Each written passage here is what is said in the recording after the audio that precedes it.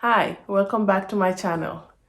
Yes, I know it is the time of the year that most of us are trying to think about our resolutions, writing down our goals, trying to become the best versions of ourselves.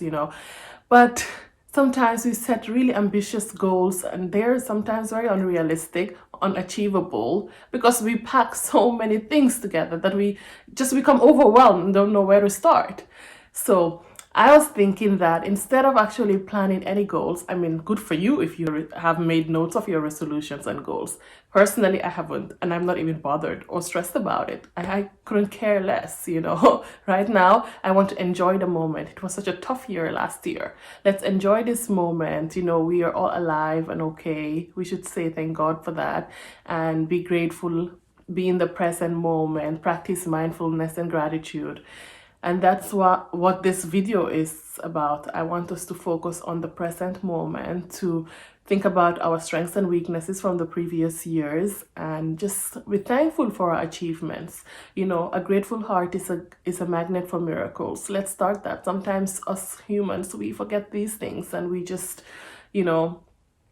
start planning and just going. We only think about the bad things instead of the good things that have happened to us.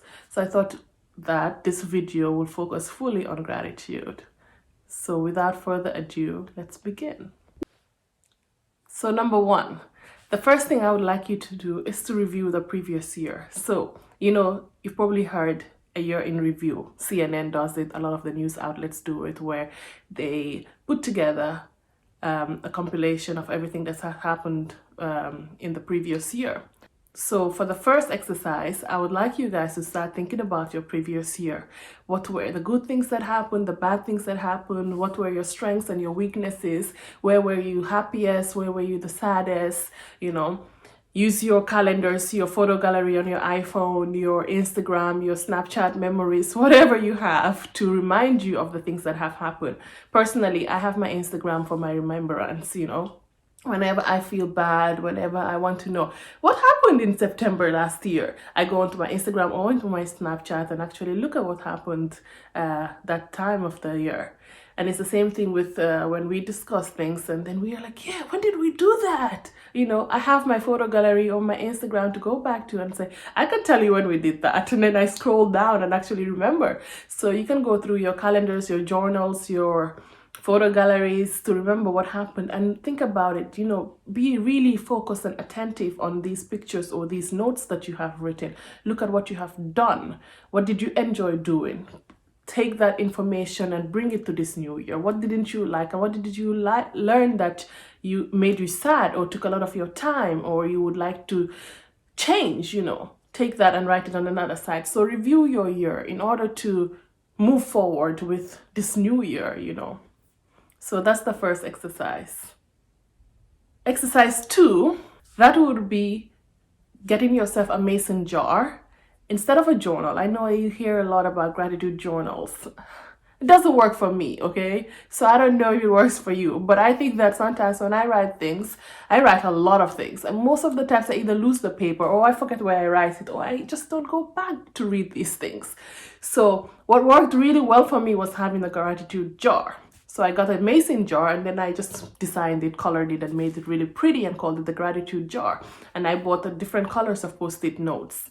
And what happens is that whenever something good happens, I had a great dinner tonight, I ate this for the first time, I write it, that makes me happy, right? I'm grateful for that. So I write it down and put it in and then put it in the jar. Or my dad called me or my mom said something nice or it doesn't matter, it depends on you. It is very personal what is nice and what is good or what you're grateful for. I cannot tell you what you should be grateful for, but I'm very grateful for real minimum things that people don't really consider or overlook, because they take it for granted, but I don't. So I write these things down and put it in the jar. Whenever I get sad, whenever something bad happens, or whenever I get something doesn't work in my favor, what I do is I pour this jar and then I start reading every single note and I'll say, you know what? My life is not that bad. It could be worse, And this happened. There was a year in my life right when I graduated my first degree. And I was so depressed. I didn't know what to do. I wanted to come do my master's, but I had to take a break and, figure it out. What do I really want to do? And during that year, I don't know, moving to Sweden, preparing that, getting a job, it was so frustrating for me, and I was super sad. So what made me happy was whenever something good happened, I always made a note of it and put it in this jar. So whenever I get super sad and cry, I always pour this jar and read. So I think this would be a great exercise for you to practice as well. It worked for me very well, and I hope it works for you too. So another way that I practice gratitude is morning affirmations. So gratitude affirmations. So every morning that I wake up, I take a bath, yoga, have my breakfast, whatever the case is. Sometimes I wake up like 5 minutes before my morning meetings, so I have to rush to my morning meetings first, but that lasts for 30 minutes. And then I practice gratitude. I put a candle on or with my cup of tea, and I practice these gratitude affirmations, and I would like to practice some with you now. And you'd start by saying, I express gratitude daily to myself and others. Every day is a blessing. I grow daily. I am always learning something new. I am full of hope and joy. Every day, I feel more and more confident and content. Good things always come my way. My heart is full of love. My life is going in the right direction. My life is full of abundance, and the universe has my back. I am thankful for everything I have. Every day, there is at least one thing to be grateful for. And that's it. That's mine. You can use mine or you can create your own. I mean, it's unlimited affirmations out there. So you decide which one you want. But I do that every morning. And, the more you say it, the more you believe in it, the more you see it act out in your life, in reality. So practice that, try that and see. I feel like being grateful and practicing gratitude has really helped me and has, I started seeing the positive. A lot of people say, Hattie, you're always happy. Hattie, you're not sad. I am sad sometimes too, just like a normal human being. But I am also very grateful for things. I learned to take things with gratitude, take them as either a lesson or a blessing or whatever. I hardly look at things negative anymore. That happened to me at least. So without further ado, number 4, and that is decluttering first and organizing second. This is something that I am not good at, okay? We're going to do it together. And it is very important, okay? My mom always laughs at us because we're hoarders. We have a lot of things. It's just me and my husband and his son, but he doesn't live with us all the time. But our stuff we have so many things, and it's so bad. It's crazy. We really need to work on this. But one thing I have noticed is that whenever I wake up to start my day and the house is a mess, the productivity just dies. I cannot work that day. I have to work, but it is not as good as the days that the cleaner is here and the house is clean or everything is organized, And it's the same thing with my closet now.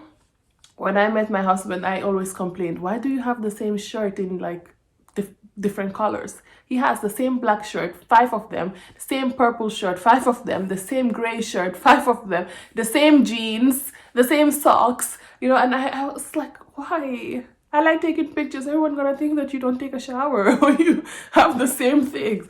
But I started learning about it, and since I moved to Sweden, I started realizing why this minimalistic approach really does help in productivity and in just making life easier and simpler.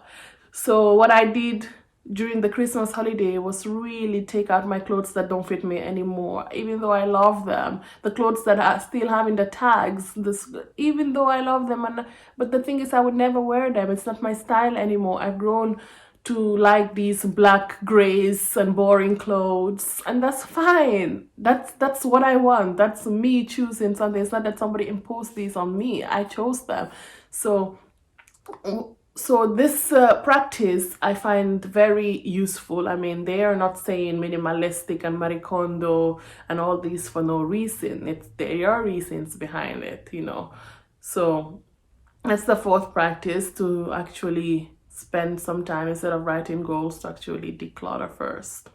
To do this, you can clear your space, donate your clothes, sell them, whatever.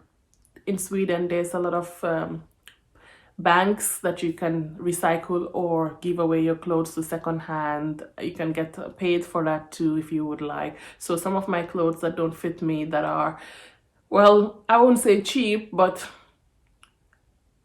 that I would not make a lot of money if I had to sell them, I gave it away. And the ones that are not in very good conditions, I threw in the recycling. And the ones that I bought, which are quite expensive but don't fit me, or with the tag, or not my style anymore, I did not feel comfortable wearing them, I take to the secondhand shops where you hand over your clothes, and when they sell it, they give you 60% back of the value that they sold it for. So that could be something that you can look for in your city and try and do. Learn to say no without feeling guilty. That's something that I was so bad at. But look, when the hard times hit me and I started looking for someone to help me out, trust me, a lot of people said no to me. And since then, I decided, you know what? Why do I have to say yes to you? Nope, nope, nope. If you're not my family or a close friend to me or somebody I care, I'm sorry, nope. If it is work that I can do, sure. But if I cannot do, if it's going to take a lot of my time, nope. Learn to say no. There's no problem. If they hate you, what they're going to do? Nothing. They will come back around. That's human nature. They might be upset for a minute and then they come back around. I hate being told no, but what do? I go back right to the same person and ask again for something different. So say no when you need to say no. Don't feel bad about it. And the last thing is spending on things that you genuinely really, really like, really love, really brings you joy. Yes, I know this is the Marie Kondo thing, you know, but I've been watching a lot of Japanese people on YouTube and I love Japanese YouTubers. And what I have learned is that they really only buy things that spark joy into their lives. I don't know if it's this ikigai thing. I don't even know what ikigai means, but it is a Japanese word. But it's how they are raised, and I really admire that, you know. I admire it a lot, that, and it has really changed me actually. I started, or I used to buy a lot of junk, anything on sale, any kind of thing, anything that I was just buying things because I could. And now from last year I decided, you know what, I've only started buying things that I actually truly love. Timeless pieces, classic neutral colors, forever green products. Those are the only things that I've been buying now. Like I said, my grays and blacks, I love them because I can wear them all the time. Just add a red scarf, yellow scarf tomorrow, blue scarf the next day. No one's gonna know. It looks different outfit all the time, right? So that's something that I would like a lot of more people to start thinking about, like not buying just because you can or could, like I used to, but buying things that truly spark joy into you, or spark you joy, spark joy. And the last but not the least tip that I have is a self-care calendar. These advices all come with experience, things that have happened to me, and I found a solution. I'm sharing these solutions that worked perfect for me. And I know it's biased, but I mean, if it worked for me, I think it could work for a few. If 50 people watch this video, it works for the 25 or for 10. It doesn't matter. It will work for one person. Promise you that. And this tip is that you get a calendar, again, print it out, an empty calendar. It's January now. Print out a January calendar. And just the same way that you actually make notes of having a meeting, going to get your hair done, going to get your nails done, whatever you do, put there, I will do yoga today. And then choose a random day. I will go for a walk in nature. I will wash my hair and listen to a podcast. The options are endless. I will cook a very nice breakfast for myself tomorrow. So there's so many things that you can do that are not cost worthy, that are free, and that will nurture your soul. Things that are taken for granted again. You know, we never miss a meeting. We never miss an opportunity to make money. We never miss anything that is irrelevant, basically. I mean, it's not irrelevant, but not good for your soul. We are always working on the run, hustling, struggling, but when it comes to going to the gym, we wake up and say, oh yeah, it's raining outside, I can't be bothered. No, no, no, no, no. Get a calendar, write these things down, and you gotta be committed to these things that you write down. If you do that, trust me, it is going to make a significant difference in your life. I tell you another story. It was last year in February. I'm not going to tell you the whole story. I'll share the story later. But I was so depressed without knowing that I was depressed. It was winter time. You know, these things, they happen and you don't even know it.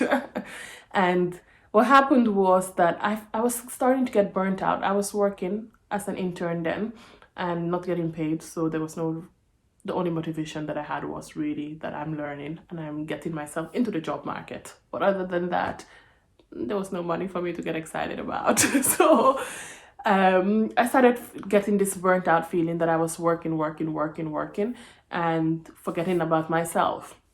And at that time too, I was going to Swedish class. So I would go to work from 9 to 5 and then go to Swedish class from 5 to 9 in the evening, get home around 10. You know, you get tired and have to eat and have to think about laundry. But my husband is really helpful, so that is good. But still, there were so many things that I wanted to do that it just became too much for me. And then I was like, okay, you know what? Where's my calendar? I put in yoga class, gym, going for a walk, going to get this, every self-care practice that I could think of. I got a gym card, where you can go for different classes, Zumba, whatever it is, salt spa, light therapy, whatever it was that sounded good for my self-care, I put it down. And I told my work, you know what? I blocked this time because I am going to go for yoga. I am not in this meeting because move it. You gotta take your personal and your mental health as important as your work, as anything that you do, So try that also and let me know how it worked for you. And I wouldn't be surprised if it is something that you will actually tell more people and it becomes this new phenomenon thing. I bet other people are doing it too, but we just don't know. But I'm sharing that with you now. Like I said, I'm gonna share with you things that a lot of people don't share, and you just see the surface success and think that everything is always fine. Now, we all have like our coping mechanisms. We all have our strategies of how we deal with things and make us come out to look like this. So that is it for this video, and I hope that it wasn't too long and not too confusing and that you enjoyed it. Thank you and see you next time.